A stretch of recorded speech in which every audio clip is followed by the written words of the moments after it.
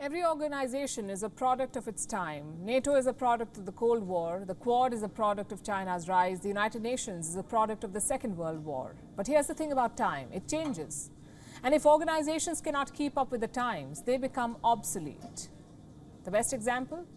The United Nations. Zero reforms, zero efforts to change.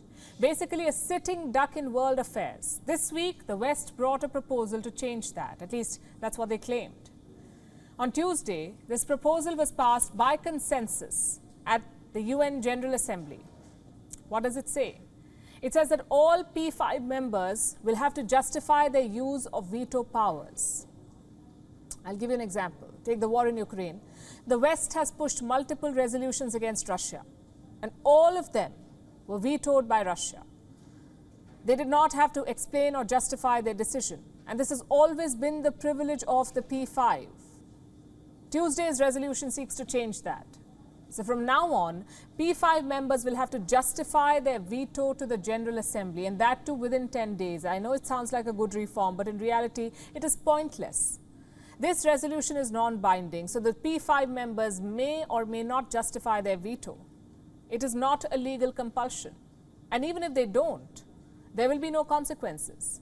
Around 100 countries co-sponsored this resolution, most of them from the West. But the question is, why? It is not a real reform. It does not hold the P5 accountable. So why bother pushing it? To try and embarrass Russia. This table should give you some context. Russia and the Soviet Union have used the veto 143 times, the US 86 times, the UK 30 times, China and France 18 each. The West feels that Russia is misusing the veto. And they're hoping that this resolution will hold them accountable. But the fact is, it won't. Every P5 member has misused the veto. Chances are they will continue to do the same. So this resolution is not about United Nations reform. It is about politics, which is why countries like India and Brazil criticized it. They have consistently called for reforming the Security Council, either drop the veto or give the veto to everyone, or at least expand the council to make it diverse.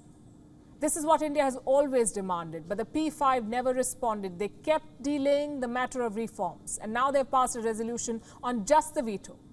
No word on expanding the council, no word on reforms. A standalone bid to embarrass Russia, that's all that this is. The Indian representative said the resolution ignores the root cause of the UN's problem. We regret the lack of inclusivity in the manner this resolution was put forth. We have serious concerns about such take it or leave it initiatives which do not make a genuine effort to take into account the perspectives and concerns of the wider membership. Take it or leave it sums up the P5's attitude to reforming the United Nations. They act like they own the place, as if reforms are some kind of charity. But the UN belongs to the entire international community, to every member country on earth, not just the 5 permanent UNSC members. And for real reform, the P5 must accept this, that 2022 is not 1945. The UNSC must reflect the new geopolitical realities, the rise of India, the role of Africa, the influence of Latin America. If not, it will remain obsolete.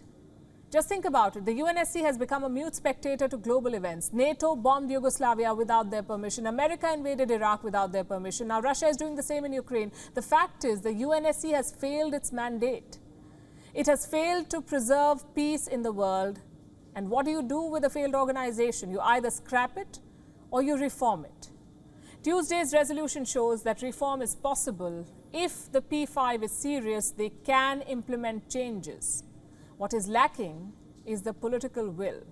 WION is now available in your country. Download the app now and get all the news on the move.